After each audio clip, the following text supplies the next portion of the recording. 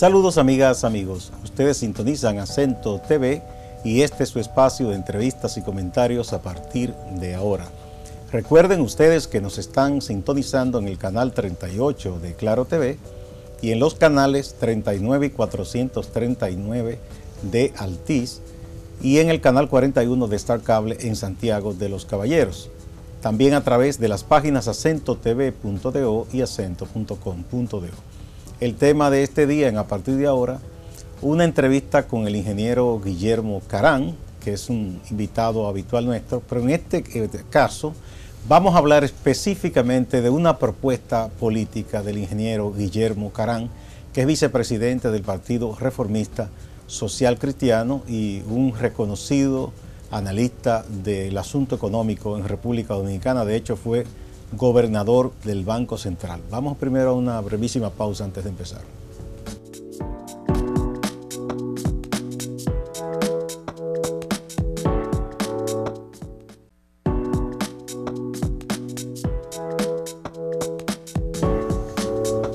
Gracias por acompañarnos. Bienvenido, ingeniero Guillermo Carán, de nuevo. Gracias, gracias. Bueno, entonces tú tienes una propuesta política. ¿En qué consiste esa propuesta? Bueno, básicamente consiste en partiendo del retrato que se visualiza o que visualizo a la actual coyuntura electoral. Digo actual, falta mucho, pero ya se a vuelta de la esquina. Precisamente porque ya hay 3 o 4 candidatos que se perfilan, que han manifestado de alguna manera interés en participar como candidato en los próximos comicios. ¿En el Partido Reformista? No, en la nación. Bueno, usted está hablando a nivel nacional. Estamos hablando de Danilo Medina, estamos hablando de Hipólito Mejía, que ya ha dicho que va como candidato, estamos hablando de Leonel Fernández, que ya se lanzó en la calle recientemente, y estamos hablando de Luis Abinader, que todas las encuestas le indican que es el preferido dentro del PRM. Si son de esos 4 candidatos, vamos a decir, los primeros 2 están condicionados, porque Danilo Medina está condicionado de que él logre la posibilidad de repostularse modificando la Constitución o con una sentencia que a lo mejor se produzca un escarceo peligroso. O sea que se pueden reducir a 3, porque si Danilo Medina es candidato, yo dudo mucho que Hipólito Mejía siga aspirando, por lo que él en otras ocasiones ha señalado del presidente Medina. Entonces se podrían reducir a 3, pero sean 3 o 4, en la primera vuelta, esos 3, vamos a llamar colosos, candidatos colosos, se van a llevar una proporción entre que puede girar alrededor del 30%, algunos puntos menos, algunos puntos más, y por supuesto está muy lejos del 50% requerido para ganar en la primera vuelta. Por supuesto, repito, es el retrato actual de la situación. Si pasa algo que, por ejemplo, uno de los 3 o 2 de los 4 se desiste, lo cual no se vislumbra en el ambiente, porque yo no creo que ni Abinader, ni Leonel Fernández, ni Hipólito Mejía van a desistir, que por lo menos Hipólito Mejía no es una persona que cambia mucho de opinión, sino que y él lo ha dicho, que él apoyó las primarias abiertas hace mucho tiempo y las sigue apoyando ahora. Fue coherente en ese aspecto. En general es coherente, no es cambiante, no es un político cambiante. Entonces estamos hablando de un escenario definitorio para la segunda vuelta. Como el Partido Reformista en las condiciones actuales le es muy difícil, yo diría imposible, levantar una figura que pueda competir con esos 3 o 4 colosos, yo lo que propongo es que nos preparemos para competir en esa segunda vuelta y en cierta forma que alentemos la segunda vuelta. Al fin y al cabo, la segunda vuelta está siendo lo que está predominando en América Latina, Colombia. Bueno, aquí no tenemos segunda vuelta desde el año 1996. Pero Guillermo, por Balaguer, porque en el año 2000 hubiera habido una segunda vuelta si Balaguer hubiera aceptado, porque quedó, Hipólito Mejía no ganó con el 50 más 1. No, está a 49.85. Lo que pasa es que siendo razonable, y Balaguer le dijo, yo no voy a someter al pueblo dominicano a un proceso electoral con una diferencia tan grande de 20%. Inclusive hay países donde la segunda vuelta no se define con el 50% más 1, sino siempre y cuando no haya un margen de diferencia inferior al 10%. O sea, si tú tienes 40 y yo 30, pues yo gané. Por cierto que en esas elecciones del 2000, el Partido Reformista obtuvo más votos que el PLD. Así es. Pero el licenciado Danilo Medina había pactado con varios partidos. Correcto. Que le sumaron más votos a su candidatura que los que tuvo Balaguer. Correcto. Entonces, bueno, eso es parte de lo que argumenta que lo que forma el paquete de la propuesta. Entonces, esencialmente, bueno, nosotros, eso por un lado. Por otro lado, yo creo que hay una necesidad de aportación reformista al debate político y al debate gubernamental. Pues nosotros podemos haber gobernado con muchas cosas malas, pero hay otras que son buenas. Orden. Ustedes tienen una visión, eso hay que reconocer, sí. Una visión de lo que debe ser la administración pública. Claro, claro. Que uno puede decir que hay otras opciones que uno no sabe si siquiera tienen una visión. Es mucho de improvisación. Claro, claro. Eso a ustedes hay que reconocerse. Claro, y entonces, por ejemplo, hay elementos que están sintonizados con lo que quiere la población. La población, por ejemplo, quiere orden, disciplina, autoridad, seguridad, disciplina fiscal, no endeudamiento, preservación ambiental, creación de oportunidades de trabajo, incentivos fiscales. Podría tener como 10 o 12 enumeraciones, y todas ellas por lo menos están más sintonizadas con el esquema reformista.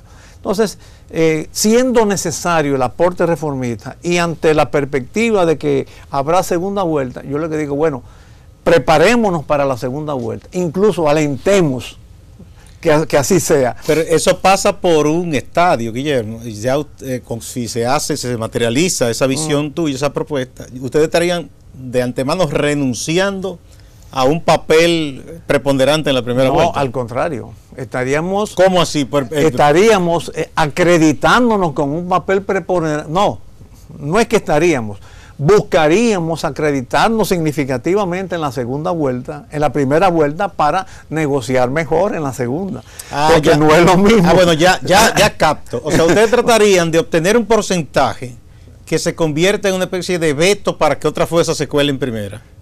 Para que seamos los determinantes en la negociación. Sí, no, por eso. Sí. Pero si ustedes tienen un porcentaje importante, claro, eso evitaría que otra de las opciones pueda pasar en primera. Entonces, de los 4 partidos mayoritarios, porque hay 4 partidos que sacaron más del 5%.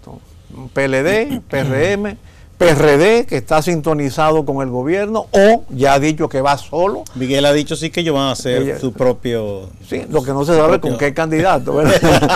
Y por supuesto quedamos nosotros. Ahora, todos los demás partidos, ninguno llegó al 2%. Los 22 partidos restantes, ninguno llegó al 22%. Que es el mínimo, el referente que se tiene para el reconocimiento. Ellos quedaron reconocidos porque obtuvieron representaciones municipales, una cosa así. Pero en términos de voto hubieran quedado desconocidos, e incluso la mayoría de ellos ni siquiera tuvieron no tuvieron alcance nacional, ni siquiera tuvieron en las mesas los delegados y los suplentes que debieron tener, porque esos delegados y esos suplentes... ¿El Partido Reformista sacó qué por ciento ahora? El 5, a nivel presidencial, 5 o 8%, casi 6%. ¿Y a nivel como partido, a nivel nacional, cómo le fue? Llegó en 8% aproximadamente. 8%. Entonces, 8% es mucho. Claro, pero no, quisiera colocarme en lo más desfavorable, que es en el nivel presidencial. Ahora, ¿qué es lo que yo llamo un nivel importante en primera vuelta para hacer interesante, para convertirnos en el más interesante en la segunda vuelta? Bueno, llegar al 10%, a un dígito del 10%, porque de esa forma, primero, lo que te quiero decir es que con los 22 partidos restantes, no habría competencia en cuanto, no habría posibilidad de que llegaran a un nivel de atractividad al candidato que haya quedado en primer y en segundo lugar, que es lo que determina la participación en la segunda vuelta. Ahora, nosotros podríamos participar con el 5 que tenemos, pero quizás no sea tan interesante como vamos a hacer un ejercicio entonces. Tú dices por lo menos el 10%. Exacto. Eso sería, ¿verdad? Entonces que el resto, que sería el 90%, estaría distribuido entre todos los otros partidos. Correcto. Y tú apuestas que así ninguno va a obtener el 50 más un voto. Así es. Si se da eso, ¿no? Correcto. Pero no te olvides que en estas elecciones pasadas, en un escenario muy particular, la coalición que encabezó el presidente Medina, si damos por bueno y válido los resultados, sacó más de 60%. Claro, pero eso no es el escenario ahora. El escenario ahora, sobre todo, ¿Qué ha variado para que eso no Leonel se produzca? Fernández. Leonel Fernández. Que tiene un nivel de decisión y de combate y de pelea de que va a participar. Pero también tú estás dando como un hecho que ellos irían enfrentados. Danilo Medina y Leonel Fernández. No necesariamente, porque hay mañas en la política, inclusive mañas utilizadas por mi líder y por mi partido. Por ejemplo, en el año 1994, 96, Balaguer formalmente apoyó a Jacinto Peinado, pero entusiasmadamente apoyó más a Leonel Fernández. Recuérdate que cuando Jacinto Peinado iba a lanzar su primera actividad política en San Cristóbal, Balaguer no fue, que fue un domingo. Ni fue a votar tampoco. Pero ya eso fue el día de las elecciones. Yo te estoy hablando de la campaña. Es muy emblemático. Bueno, pero después, sin embargo, pero en la campaña, cuando se nota la ausencia de Balaguer en esa primera manifestación pública de Jacinto, eso, y al día siguiente, eso envía un mensaje. Y al día siguiente recibe a Leonel Fernández en el Palacio Nacional. Entonces, y además en los mítines ya le hablaba de que votaran Colorado, y ya vino la especulación de que Colorado, no, Balaguer siempre decía morado. Colorado y morado. Bueno. Entonces, uno eventualmente, si el conflicto dirigencial Medina-Leonel Fernández sigue como está hoy, porque ¿qué es lo que tiene parado la ley de partido? Es el conflicto entre ambos líderes. Entonces, probablemente no es descartable, no es que haya un enfrentamiento, porque Danilo Medina puede fácilmente decir, no, yo no voy, me quedo en mi partido, pero se queda pasivo, o quizás haga lo mismo que hizo Balaguer con otro candidato en otro partido, quizás. El caso es que la competencia, por lo menos entre tres, se mantiene. Ahora, el asunto es cómo subir de más del 5 a más del 10. Yo te diría que ahí, por eso que te digo que no se puede uno cruzar los brazos. Y nosotros tenemos experiencia para ello. Acuérdate que en el 96 y en el 98 nosotros reducimos nuestra votación al 12 y al 14%. Sin embargo, para el 2000 ya habíamos recuperado en 2 años el 24% sí, como partido, y llegamos a tener en algunas de las encuestas, que en ese tiempo creo que era Gallup hoy, llegamos a tener el 30% en las encuestas. Es decir, que nosotros hemos tenido experiencia de que pudiéramos duplicar, y más que duplicar, la votación, de manera que si nos ponemos, claro, ponemos las pilas... También anotando que Balaguer estaba vivo. Cuidado, yo no quiero caer en una indiscreción, pero tú recuerdas bien, porque tú eras activo y nos seguías bastante, sí, que el ingrediente principal que teníamos para ese crecimiento fue la presencia continua en los medios de comunicación, semanalmente, todos juntos, reunidos en el partido. Eso sí, que ustedes tenían en ese momento una organización con una maquinaria muy aceitada. Porque, claro, y una presencia y una denuncia continua. Tenía un gabinete de contestación a la política pública. Exactamente, y eso era semanal.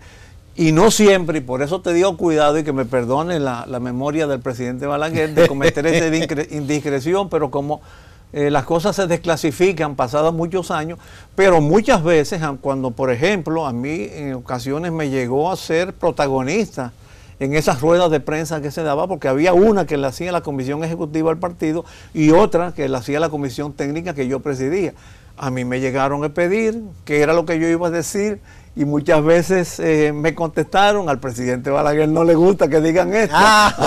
Entonces, por momento uno pudiera decir que ese crecimiento fue a pesar de Balaguer, pudiera decir, incluso lo que animó a Balaguer a aceptar la candidatura en el 2000 fue precisamente que ya nos habíamos recuperado.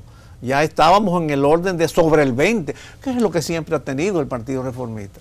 Entonces, a mí no me asusta mucho que ya no está Balaguer, no, porque tampoco está Bosch y tampoco está Peña Gómez, que eran los emblemáticos. Entonces, yo creo que es factible, si nosotros nos proponemos, reimpulsar ese crecimiento y poder llegar, duplicar y ser tan atractivo en segunda vuelta que pudiéramos llegar a ser determinantes. Por ejemplo, mira ahora en el caso de España, ¿qué tumbó el gobierno de Rajoy? Un partido con 6 votos en el Congreso, los vascos, los partidos independentistas. ¿Qué pasa? Y en Alemania, por ejemplo, el Partido Liberal, los partidos verdes, son partidos de 5 o 10%, pero determinantes en el gobierno.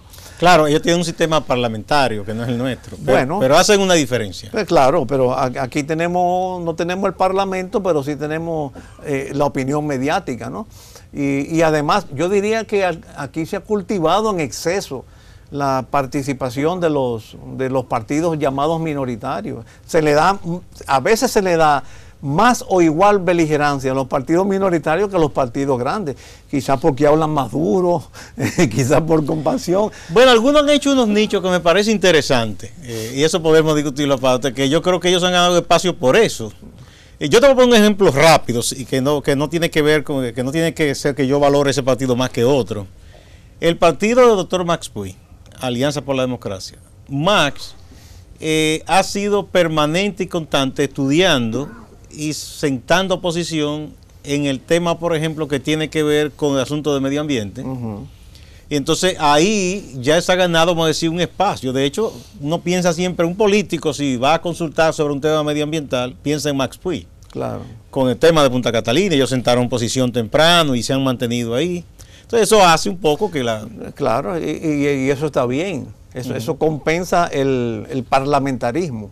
Sí. En resumen, lo que estoy proponiendo es que ya que el escenario de primera vuelta no luce decisorio, esto puede cambiar mañana o pasado mañana y entonces revisaríamos la estrategia. Bien. Pero al retrato de hoy, los reformistas, yo creo que ya no debemos pensar en que podríamos levantar un candidato capaz de competir adecuadamente con esos 3 o 4 colosos. Eso no significa que nos crucemos de brazos, al contrario, como hay decisión en segunda vuelta y nosotros podemos ser los determinantes en esa segunda vuelta, mientras más bien quedemos en la primera vuelta, más capacidad de negociación mejor tendremos. les va en la segunda. Es como decía Napoleón cuando conquistaba territorio, que comenzaban las peticiones, que dame esto, dame lo otro. Dice, bueno, ¿qué tiene él para ayudarle? O como dijo Stalin en Yalta, cuando le dieron que invitar al Papa. ¿Cuántos cañones puso el Papa? Bueno, entonces, eso es lo que, en esencia, lo que estoy planteando. Hay, por supuesto, muchas cosas que determinar en mi propio partido. Esto tiene que ser aceptado en mi propio partido, ampliado en aquellos partidos que de alguna forma tienen vinculación reformista o social cristiana, pero mientras tanto yo he tomado la decisión de un proceso de consulta y de exposición a ver la reacción que puede estar teniendo esta iniciativa. Bien, no, yo he visto lo que tú estás escribiendo y esas cosas, pero ya formalmente en los organismos del Partido Reformista, ¿tú has hecho una propuesta? ¿La has entregado? No, o qué? estoy esperando. Tú sabes que tenemos una disidencia activa. Una disidencia incluso que quizás yo siempre vea las cosas de un modo diferente. Que el Partido Reformista le está dando beligerancia, porque esa disidencia tiene una asamblea el domingo, pasado mañana. Sí, pasado mañana. El Partido Reformista solicitó al Tribunal Superior Electoral que impidiera esa asamblea, pero al mismo tiempo solicitó que jueces se inhibieran. Es como complicado eso. Es complicado. O sea, se parece a Odebrecht. O sea, cuando tú incidentas un proceso, tú inmediatamente emites una señal a la opinión pública de que no quiere que el proceso siga. Entonces, si tú pides que impidan la asamblea, pero al mismo tiempo incidentas el proceso, tú te quedas confundido. Yo quiero esperar esta semana que a ver qué pasa con la decisión del Tribunal Superior Electoral, porque si lo que elija, porque a quién uno le dirige una comunicación, por ejemplo, a la disidencia. La disidencia no tiene una cabeza propiamente dicha. Entonces, definido eso y resuelto lo del tribunal, yo sí haría una propuesta formal en el partido. Bueno, no tiene una cabeza, pero ustedes son muy amigos todos, pese Claro. a que pueden tener diferencias políticas, casi muchos son como hermanos, muchos años juntos, y sobre todo los que vienen de la raíz social cristiana, Sí. que tienen una doctrina. Y yo pienso que con esa gente, si tú vas un poco aireando las cosas y socializándolas, vas sentando las bases un poco, ¿no? Sí, pero yo quise primero, esta semana, porque realmente esto se me clarificó el lunes, en un programa, por cierto, de televisión que fui, y me hicieron una pregunta que se me encendió la imaginación, y ahí lancé pues muy bien. Entonces yo dije, bueno, si esto nació en estos ambientes, déjame consultar un poco a ver qué le parece a mis amigos. ¿La asamblea que se ha convocado para qué día es? El domingo. Para el domingo 8. 8. La disidencia tiene una asamblea en el hotel, Sí. en un hotel. Una asamblea que está siendo impugnada por la formalidad, la institucionalidad del partido, pero al mismo Por tiempo... cierto que vi que algunos dirigentes que han dicho que ya se han desvinculado del partido porque no están de acuerdo con la división, han objetado que se le incluyera porque dice que ellos no han dado autorización. En ese documento que se publicó, varios vi que dijeron, pero es que nosotros no estábamos ni con este lado ni con el otro, no queremos Hay eso. muchos yo decía... Pero gente que dice que es una especie de protesta porque entiende que la dirigencia debió ponerse de acuerdo hace tiempo y unir el partido. Claro, yo diría que es como el tercer estado reformista. O sea, lo que no está ni con la institucionalidad, Bueno, ni con la disidencia, porque pues, realmente nosotros tenemos mucho que aportar. Y cuando yo he ido a reuniones del partido desde el año pasado para programar acciones, y después comenzamos a averiguar de lo que hablamos el año pasado, qué hicimos. No hicimos nada hasta tanto no se le da el seguimiento. hasta tanto no se decide lo del tribunal, y ya lo del tribunal tiene desde febrero del año pasado casi 16 meses y sin viso de estar resuelto. Se ha perdido mucho tiempo. Entonces, claro, perdimos mucho tiempo. Vamos a una pausa y volvemos de inmediato.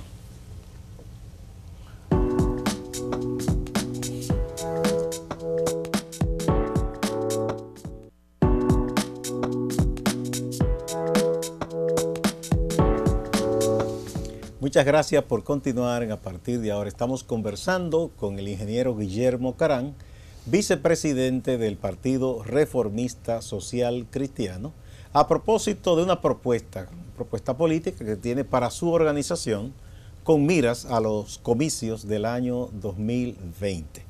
Bien, entonces supongamos incluso que tú presentas la propuesta, que sea acogida.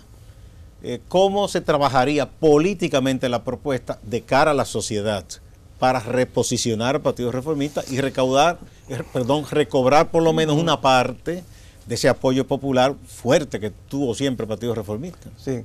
Bueno, la propuesta tiene que estar acompañada porque, en síntesis, ya que va a haber segunda vuelta, nosotros podemos ser determinantes en esa segunda vuelta, cogobierno en esa segunda vuelta, pero para cogobernar más y tener más participación, tenemos que quedar bien en primera vuelta. O sea, sería recomenzar a una serie de actividades propiamente políticas que el partido no está llevando a cabo. El partido está supeditado a la confrontación y a los litigios, admitido por los propios dirigentes del partido.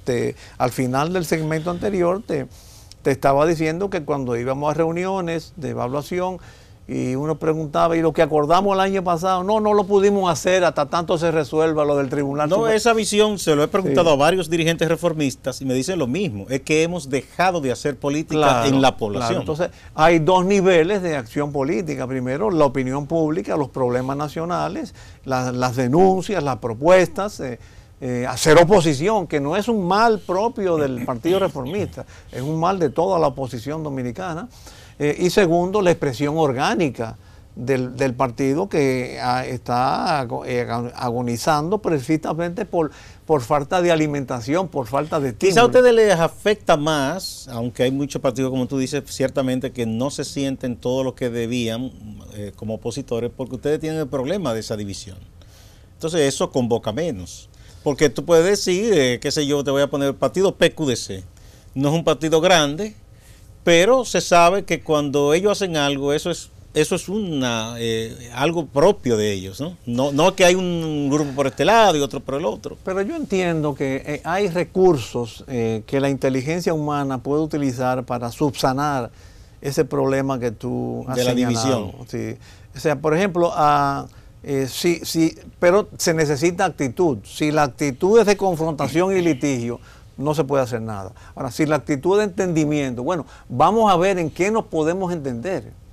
Porque, óyeme, quizás yo estoy equivocado, pero aquí hay muchos programas están financiados por el gobierno y uno lo sabe por los anuncios. O sea, un buen observador nada más tiene que observarlo, que le hacen crítica al gobierno o a funcionarios específicos del gobierno. Bueno, con el grupo disidente, que muchos de ellos están en el gobierno, ese grupo tiene una gran debilidad. Y es que están condicionadas, su accionar político está condicionado a que Danilo se repostule o no, que está muy difícil en el horizonte político. Tú dices de los reformistas. De los reformistas disidentes. Pero hay muchos de ellos que se entendieron muy bien con Leonel también. También. Tal vez no les iría mal con Leonel. Piensan ellos por lo menos. Sí, también. Bueno, eso quizás nos da más recursos para la segunda vuelta, tener buena comunicación. Tomándote la palabra, por ejemplo, quizás lo que pudiera pasar para ustedes con mira a esa propuesta es que ustedes se sienten y digan, bueno, tenemos esta diferencia por ver quién gobierna el partido o quién tiene ganancia de causa en los tribunales. Pero mientras eso se define, no podemos cruzarnos de brazos. Exacto. Y pongámonos de acuerdo en qué podemos hacer para recuperar terreno. Correcto. Y olvidémonos de la diferencia y trabajemos cada quien desde su lado por esta idea. Correcto. Eso es lo que tú estás proponiendo. Exactamente. Gracias. Me voy ya, me puedo ir.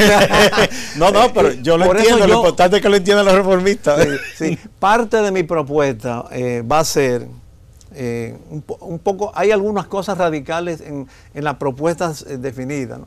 Por ejemplo, si vamos a alentar decisión en segunda vuelta, nosotros tenemos que adoptar alguna serie de criterios previos en primera vuelta. ¿Qué sería lo ideal? Bueno, que en la primera vuelta no haya alianza de nadie, que vaya todo el mundo, y eso fortalece la democracia, que cada quien se identifique. Y además fortalece la democracia porque, por ejemplo, en el año pasado, en el 2016, cuando tú ibas a votar, de las 26 casillas electorales, Danilo estaba en 15. Eso es coaccionante. Yo no entiendo cómo los funcionarios electorales de los partidos opositores no protestaron eso.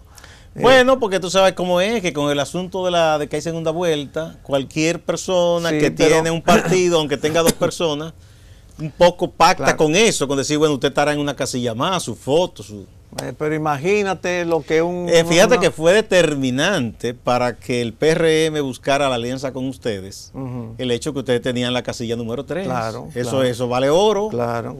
Porque no era lo mismo un PRM comenzando que iba a estar lejísimo por allá. En el 15, 16. No era igual, o sea, entonces eso le convenía a Luis Abinader y entonces hicieron esa negociación. Pero cuando tú ibas a una sábana a votar, tú encontrabas de las 26 recuadros, 15, sí, casillas de Danilo. Es apabullante. Es sugestionante. Y sí, visualmente apabulla. Eso sí. Pero yo quisiera quedarme en el término sugestiona. Sugestiona a una persona que no tiene muchos niveles de conocimiento y dice, bueno, pues este es el hombre. Hasta por equivocación. Puede correctamente. Entonces, yo creo que el partido debía proponer que, bueno, en lo posible, que no haya alianza en primera vuelta, o que si hay, que se reglamente más. En segundo lugar, el partido hasta ahora ha sido muy activo en bloques y foros, ¿no? En el bloque opositor y en el foro de partido. Bueno, es un contrasentido que nosotros estemos propiciando, participando, alentando bloques y foros con partidos más lejanos a nosotros. Y ustedes mismos no se juntan. Entonces, con los vecinos, la parábola del buen samaritano, o sea, de la política del buen vecino, ¿no? Yo he notado otra cosa, además de esa. Cuando se hacen discusiones, debates, por ejemplo, en el aspecto económico te invitan a ti. Y eso fuera algo a exhibir con orgullo del Partido Reformista, porque tú eres una persona, un técnico que domina lo que sucede en la economía, tiene propuestas. Entonces, yo creo que lo más inteligente sería que el partido aproveche eso. Eso es una marca partido. Claro. Es decir, de hecho de que una gente del propio reformismo plantee esas cosas. Claro.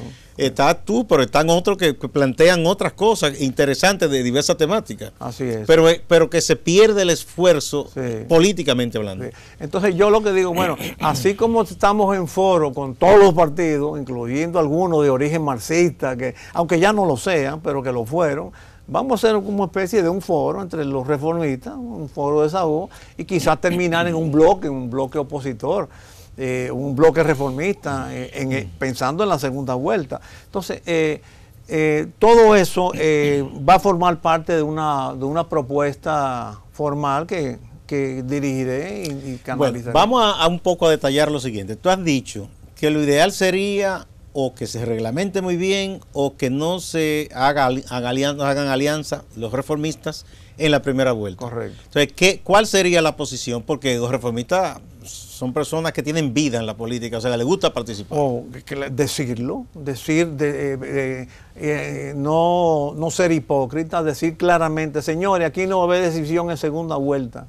En primera vuelta, va a haber decisión en segunda vuelta y nosotros tenemos el lugar preferencial para ser los decisorios, para ser determinantes. Pero ¿qué va a hacer el votante reformista? ¿Qué se le va a decir? Al votante reformista y al votante ciudadano, le vamos a decir, para mejorar la democracia, mientras mejor quedemos en primera vuelta. Bueno, que voten en la boleta reformista. Claro. Para fortalecer el partido y poder negociar mejor en una segunda vuelta, porque la segunda vuelta es un instrumento constitucional y legal de negociación política. Es una propuesta novedosa, pero hay que convencer bien a la gente. La gente tiene un partido con 2 votos y dice que va a ganar. Bueno. Tú sabes cómo es. Sí, pero nadie le cree. O sea, ese triunfalismo que a cada rato uno oye, que ya estamos arrasando las elecciones, que estamos creciendo. Nadie, todo el mundo reconoce eso, que con 2 votos ya están diciendo que son los mayoritarios, inclusive porque además aquí no solamente hay 26 partidos reconocidos, sino hay muchos candidatos y partidos que están surgiendo. ¿Que están? Surgiendo. Ah, sí, hay más cosas. Que así de memoria yo recuerdo 5 o 6, Morrison, sí. Trujillo, no, López. Ese Carabelita, eso no puede porque no es dominicano. Bueno. No, está este señor del Partido Nacionalista, el empresario. López Nieto. López Rodríguez. López Nieto. Por cierto, el papá fue diputado el único diputado social cristiano del 62. En ese fue sentido. El papá de él, sí. Uno solo tuvieron los social cristianos. Un solo voto. Yo pensé que habían tenido más. Sí, él es hijo de bueno, es una propuesta. Uno puede estar de acuerdo, no, pero una propuesta. Está la de Morrison. Claro. ¿Verdad? Hay más cosas por ahí. Sí, pero en cada partido hay, yo no sé, precandidatos. Entonces, una cosa, creo que la estrategia debe discutirse y mientras no se discuta y aprueba que las precandidaturas presidenciales, yo creo que no tiene sentido porque tú tienes que postular un candidato que esté convencido de él. No han salido muchos reformistas, por cierto, como precandidato. Está Espaillat, he visto que han puesto unas vallas, una cosa. Sí. Que él no hace mucha vida como aquí, Espaillat. Realmente él no vive él vive en Estados Unidos, él ejerce en Estados Unidos, sí, pero viene frecuentemente. Pero ese es dominicano. Él es dominicano. Sí, ese no es como el otro nieto de Trujillo, ¿no? Ese no, él es dominicano. Bueno, entonces el asunto es por ahí. Graduado en INTEC, sí, y hizo su pasantía en Cambita. Sí, muy bien. Bueno, entonces por ahí que va la cosa. Tendría que ser que se convenzan los que son presidenciables o son personas más notables de que pospongan esa aspiración. En lo que sí ustedes tendrían que trabajar al unísono con tener claro que no van a pactar alianzas, porque estas son unas elecciones complicadas las que vienen. Vamos a tener municipales en febrero. En febrero. Vamos a tener después congresuales también y las presidenciales. Entonces, para esas municipales, ustedes deben hacer presencia, claro, porque eso es fundamental. Claro. De hecho, para poder calentar el partido en todo el país. Claro. ¿Qué se haría en ese caso? Bueno, ahí el intento sería, así como hemos estado formando bloques y foros con lo más lejos a nosotros, tratar de hacer un bloque y foro con lo interno, con lo más próximo, con lo que todo lo que huela a reformismo, balaguerismo, social cristianismo, para tratar de quedar bien en las municipales, porque las congresionales son simultáneas con las presidenciales. Entonces, más o menos simultáneas, tienen una separación breve, ¿no entiendo? No, yo creo que es el mismo día. ¿Es el mismo día? Creo. No, bueno, el mismo día. No estoy seguro, ¿no? Sí. Como yo siempre aspiro lo presidencial. Pero lo importante es que la estrategia se desmenuza y se convenza, porque entonces tú le das sentido a la acción política. Ok, vamos al gobierno, vamos a llegar al gobierno a la segunda vuelta, pero para que poder negociar bien en la segunda vuelta tenemos que quedar bien en la primera, y eso te anima. No es lo mismo que venga un candidato y te diga, estamos arrasados, le vamos a ganar a Luis Abinader en la oposición, o Hipólito, y a Leonel. Entonces, eso realmente engaña a la gente. La gente entiende que la distancia es muy, muy grande y desanima. Por eso ese 2% que tiene el partido, porque no se le ha dibujado ni se le ha presentado a los dirigentes para que ellos promuevan a su vez, para que vendan la idea en los electores que hay una estrategia determinada de llegar al poder, que no es la que siempre hemos tenido, que no es ortodoxa, porque la verdad que yo recuerde como que nadie la ha pintado tan claro así o tan deliberada, pero que es factible, y además si tú examinas las experiencias internacionales recientes, así es que han estado operando para determinar y lo más... Estamos viviendo una época de muchos cambios. Nadie pensaba... Y de muchos pactos. Exacto. Que nadie pensaba que un partido que gobernó prácticamente casi a 3/4 partes de un siglo como el PRI, ¿verdad? Se disminuyó. Después de que recuperó el poder, que hizo un trabajo, volvió ahora y perdió el poder. Y ha ganado un líder que se salió de dos partidos importantes, tanto del PRI como del PRD. Claro. O sea que es un hombre que ha dicho no estoy de acuerdo y formó algo nuevo y se pensaba que era una locura, y hoy es... ¿Y de qué manera ganó en México? Sí, no, una forma que hacía muy... Desde cuando el PRI era la fortaleza que tenía, yo no recuerdo ahora... Vimos que recientemente en Costa Rica los dos candidatos que fueron a segunda vuelta no eran de partido tradicional. No eran y en Colombia... Se puede decir lo mismo. Duque sí tiene el apoyo del partido de Uribe, pero Uribe mismo es un desprendimiento fue algo nuevo en su momento. O sea, y el otro, Gustavo Petro, quedó en un segundo lugar muy fortalecido. Claro. O sea que estamos viendo cambios. Claro, y fíjate que los partidos tradicionales ya no son las cabezas protagónicas de las alianzas electorales que concluyen. Bueno, el caso dominicano es un poco sui generis, porque yo no sé si es parte de la psicología dominicana o del desencanto que han provocado el sistema político, pero en general aquí hay una crítica al sistema de partidos. Bueno, Rogelio Henao, secretario general del Partido Reformista, acá vive hablando del colapso del sistema del partido. Del sistema de partido. Por eso conspira contra él mismo. Claro. Pero, ¿y cómo Rogelio dice eso? O sea que él lo vive reconociendo, e incluso pronostica que si no hay una recomposición o un rediseño, los partidos políticos no van a sobrevivir después de estas elecciones. Rogelio Henao, no Guillermo. Bueno, el Partido de la Liberación Dominicana, pese a todos los contratiempos, es una fuerza importante y mantiene, pese a todo, pese a que dirigentes importantes, yo he tenido aquí a varios de ellos, y el profesor Melanio Paredes, por ejemplo, dice que en este momento el PLD no existe. Y el diputado Rafael Méndez, PLDista, también me dice, no, es que no podemos reunir ni siquiera un intermedio. Pero sin embargo, bueno, tiene el poder que cohesiona y todavía es un partido que mantiene cierto nivel de cohesión. Están culturizados con una línea jerárquica que viene de arriba, que la impuso Bosch. Y la heredaron. No, el concepto leninista del partido, verticalista. Eso o sea, que aunque no se reúnen, bajan una línea, votan por esa línea. Ya le hacen menos caso, pero se mantienen. Claro. Bueno, pero tú dijiste algunas cosas en la introducción que no podemos dejar en el aire. Tú decías que tú das como un hecho que si va Danilo, Hipólito no va, algo así fue. Bueno, Hipólito en las pasadas elecciones, pues cuando se planteó la posibilidad de que Danilo se repostulara, él llegó a decir que se iba a ¿cómo se llama? Para Gurabo. Pero él lo dice y nunca se va. Pero está claro que él fue relativamente tímido en la campaña, ¿no? A pesar de que su hija fue la candidatura, incluso en las primarias. ¿Tú crees en la teoría de la conspiración de que ellos son muy amigos, están entendiendo?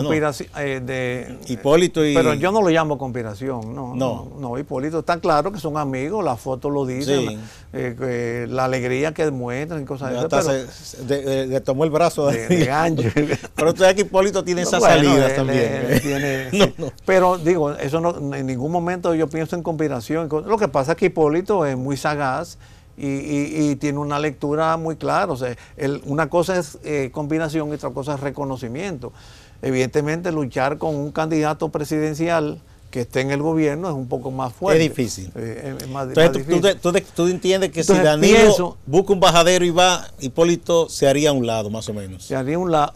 Sí, yo no veo como que él va a competir. Y probablemente, como tiene los vientos en contra en el PRM, porque las encuestas internas te dicen que en el PRM Luis tiene... En estos momentos es el principal. Es el principal, pues probablemente él termine apoyando a Luis, y quizás con la misma fórmula de la del 16. Pero tal vez también impulsaría un proyecto encabezado por su hija. No sé, ya ahí como que no me cambia la ecuación. No, está bien, bueno. Pero entonces por eso que tú dices entonces que en ese escenario Hipólito un poco trataría de no forzar las cosas. No estoy seguro, en una palabra, si Danilo logra la repostulación, que está difícil, no estoy seguro que Hipólito vaya. Entonces sería en ese caso una competencia entre Luis por un lado, Danilo por la otra, y Leonel, la interrogante, ¿seguiría y apoyaría a Danilo? En ese escenario que estamos manejando imaginario. Yo pienso que Leonel Fernández ha tenido una activación en los últimos 2 meses y una firmeza inusitada, hasta para oponerse a una resolución, a una decisión de la Junta Central Electoral y proponerse activamente. Entonces me parece que yo no vislumbro una armonía en ese sentido muy significativa. Bien, vamos a otra pausa. Cuando retornemos vamos a seguir hablando de política, pero te tengo que aprovechar siempre para que demos un vistazo a la economía. Okay.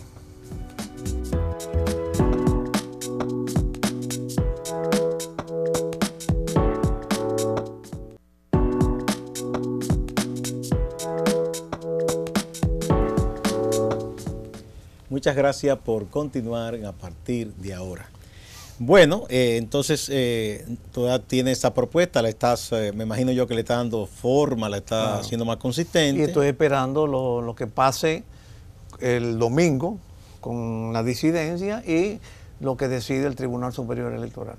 Sí, bueno, hay otros actores importantes del sistema. El propio Partido Revolucionario Dominicano, que durante mucho tiempo se disputó la principalía con el reformismo cuando eran los 2 partidos principales. Todavía el PLD no había emergido como una fuerza determinante, ¿verdad? Eso fue así hasta el año 82, 86, más o menos. Luego, no, más tarde, sí. Hasta el 86. En el 90 fue que el PLD... boom del cuando PLD. Hubo la división importante en el PRD, bien. Correcto. Entonces, pero el Partido Revolucionario Dominicano igual sufrió una división. La única diferencia es que ustedes se mantienen más o menos unidos, pero desapartados, ¿no? Porque se disputan y hablan de que quieren unirse y no termina una parte ni la otra de hacer tienda aparte. El PRD se dividió, la gente del PRM salieron, formaron su partido, aunque ahora parece que se están lanzando unos piropos y unos guiños de ojo, porque son gente que estuvieron toda la vida juntos, son como hermanos, o sea. Claro. Y hay quienes dicen que hay una posibilidad de una reunificación PRDista. ¿Eso cambiaría el panorama? Bueno, no, claro, cambiaría la ecuación. Yo no la creo, pero cambiaría la ecuación. Más bien pienso que el PRD, con todas las críticas que se le han hecho a Miguel Vargas, aún dentro del gobierno, está aglutinando, está teniendo más presencia y está aglutinando personalidades. A mí mismo me han abordado. ¿Cómo? ¿Te han lanzado piropos también? Sí. No, pero cualquiera quisiera tenerte en un partido, porque tú irías a aportar mucho. Tú has recordado algo muy importante. En el 90, el PLD compitió tan cerradamente con Balaguer que se iba a armar una crisis política que... O sea, todavía algunos dicen que ellos ganaron y que ustedes le hicieron un que la diferencia fue 10, 12, no me acuerdo, 12,000 votos, una cosa así, y que se vaya allá y llevar al gobierno la legalidad, y surgió por primera vez en Balaguer la alternativa de 2 años yo y después tú, a Bosch, que qué pena que Bosch no la aceptó, porque quizás hubiera sido más interesante. Te quiero decir que el PLD sacó... qué sé yo, cerca del 40% de los votos en el año 90. Creo que hasta tuvo la mayoría parlamentaria, ¿verdad? Sí. En Congreso. Sí. Bueno, pero en el 94 volvió al tercer lugar. Bueno, porque hubo la coyuntura de la división entre Peña Gómez y Jacobo Masluta. En el 90. En el 90, claro. Por eso, y luego Peña Gómez reorganizó el PRD y lo fortaleció, claro. Y la mayoría de quienes habían ido con Jacobo volvieron al PRD. Exactamente. Lo importante es ver cómo cambia la dinámica de las votaciones y sobre todo para avalar la propuesta, la posibilidad que nosotros tenemos de superar, de llegar a los 2 dígitos que nos haría determinante. Yo creo particularmente que a ustedes le haría bien una cosa, que es como que se acaba de definir. Si se van a dividir, que se dividan, pero esa indefinición creo que les hace daño, por lo que te digo que he conversado con reformistas tradicionales de mucho tiempo y me dicen, bueno, yo estoy de brazos cruzados porque esta gente no se pone de acuerdo. Sí. O yo, ¿hacia dónde me voy? Porque tengo amigos en ambos lados. O sea, muchos dicen eso. A mí me parece que la excusa de los conflictos que ha tomado la dirección formal del partido ha sido un error. Incluso también lo he dicho públicamente, lo he dicho privadamente, no públicamente. Yo entiendo que gran parte de la inconformidad reformista es por la inacción política. Si el partido hubiera tenido una presencia continua en los medios como un partido opositor, que no se estuviera viendo tanto en los bloques y en los foros, o vamos a decir... No, puede ser también, pero sí, que haga más presencia. Exactamente, eso mismo iba a decir, que además de ir a los bloques y los foros, tengamos presencia en la opinión pública. Si hubiéramos tenido acción, si los organismos del partido hubieran funcionado, a lo mejor las inconformidades se hubieran amainado, porque gran parte de las inconformidades es precisamente por la inacción. Ahora, el partido ha cometido un error y es concentrarse, creer que la política se hace en los tribunales. Hasta esa confusión ha llegado y eso resta muchas energías. Esos son procesos tediosos, largos. Los procesos legales, todos, en el fondo, consumen energía. Pero los abogados viven de eso, los políticos no. Ellos, bueno, que se lo dejen a los abogados. Por eso. Por ejemplo, que el ingeniero Antún, presidente del partido, no se involucra, Rogelio Genao, secretario, no se involucra. Yo no me involucro. Sí. Pero que se le dejen a los abogados del partido. No, los abogados eso les da energía, ellos les encanta eso. Claro, y si ganan o pierden, que ganan o pierdan ellos. Pero exactamente. No ha sido el caso en el Partido Reformista, sino las derrotas las ha asumido la dirigencia del partido. Yo observo, y se lo he dicho a varios dirigentes de diversos partidos, con los cuales tengo el placer de conversar, y muchos son amigos. La sociedad nuestra está observando a los políticos y se siente un poco que la han dejado sola. Y cuando digo sociedad, son sectores específicos. Por ejemplo, yo he estado trayendo aquí dirigentes de organizaciones campesinas muy reconocidas, gente que trabaja de verdad la tierra. Y dicen que prácticamente ellos a veces han planteado cosas, gente organizada, y que apenas aparece uno que otro que dice, mira, yo los apoyo, yo soy de tal partido, pero muy rara vez. Por ejemplo, ese era un sector de ustedes con lealtad. Sí. Porque Balaguer trató de hacer presencia en el campo y todo. La fortaleza de Balaguer siempre fue los campesinos y las mujeres. Exacto. Y después la juventud. Entonces eso... Cuando él dejó de ser viejo. Bueno, eso es demasiado.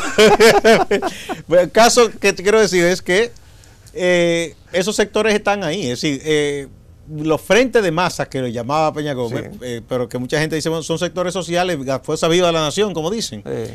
Y tienen muchísimos problemas, retos, dificultades, y no encuentran ese acompañamiento del político, y esa es una tarea fundamental de un político, que es una forma de hacer política incluso hasta productiva.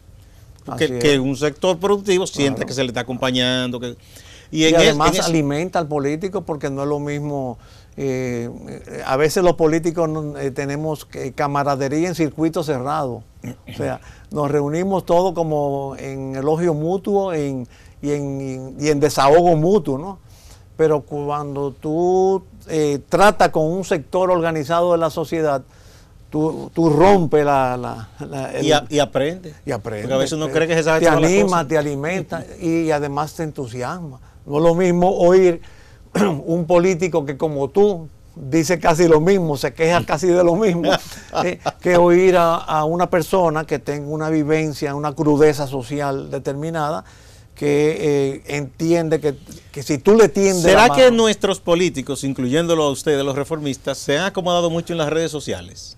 No, se han acomodado mucho en la partidocracia. Y eso es algo que oportunamente habrá que revisar, porque la razón fundamental de esa partidocracia es financiera, producto del subsidio que reciben los partidos ese subsidio a la larga ha resultado muy negativo. Exactamente, sí. Porque ha convertido el quehacer político para mucha gente en un modus vivendi y no ir más allá. Han quitado una burocracia partidaria y una falta de contacto, lo que tú decías, una falta de contacto con la sociedad, los mecanismos para renovar cuadros del partido se han dejado al margen. Los delegados de todos los partidos, fíjate que el argumento de lucha de todas las competencias interpartidarias es que esos no son los padrones. Que en el caso reformista, ahora mismo acabamos de tener una asamblea, se dice que quitaron tanto y agregaron tanto. En la de ahora, el partido está diciendo que fulanito, que sé yo, cuántos fulanitos. Entonces, y en el PRD pasa lo mismo. Y en el PLD ese es el conflicto, bueno. Porque una figura importante del PLD, que es el secretario de organización, el senador Félix Bautista, los que no son leonelistas dicen que no confían en ese padrón porque puede estar tendenciado. Entonces, y eso es que no se ha renovado, y parte de la renovación es porque se está formando en los partidos, se han convertido en sociedad de elogio, de apoyo y elogio mutuo. Sí, en general eso pasa no solo con ustedes, con que la gente va a determinados escenarios y ahí debate, presenta cosas y piensa que le está hablando a toda la sociedad del país.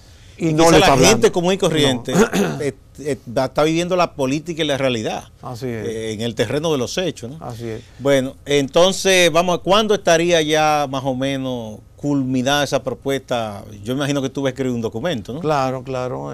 Yo estimo que a finales de la semana que viene o de la próxima, porque un hecho determinante es lo que va a pasar el domingo y lo que va a pasar en el Tribunal Superior Electoral, que honestamente no sé lo que pasó ayer con la incidentación que aportó el propio Partido Reformista para que no se conociera. Quizás se perdió en todos estos ruidos que ha habido estos días. Probablemente. Bueno, lo que quiero comprometerte es a traerte después, más adelante, ya para hablar con más detalle de la propuesta y lo que ha ocurrido internamente, y a que me deje el documento también en el texto para publicarlo en el portal de Acento, y un poco que la gente tenga ahí donde nutrirse y participar en ese debate. Yo creo que los partidos son necesarios que existan. Claro, claro. Para que no estemos todos de un solo lado. Una de las características que va a ser parte del documento, que los partidos se reúnan, discutan esa estrategia u otra, porque a lo mejor hay otra mejor. Sí. O también tiene que haber un grupo dinámico porque pueden cambiar las circunstancias, como por ejemplo lo que hemos analizado eventualmente en el PLD y en el PRD y con Hipólito Mejía. Exactamente. Todo eso podría cambiar la Así situación. es. Muchísimas gracias, Guillermo, de nuevo. Siempre es un gran placer conversar contigo. El ingeniero Guillermo Caram, vicepresidente del Partido Reformista Social Cristiano. A ustedes, amigos y amigas, no se vayan, por favor, que hay más en Acento.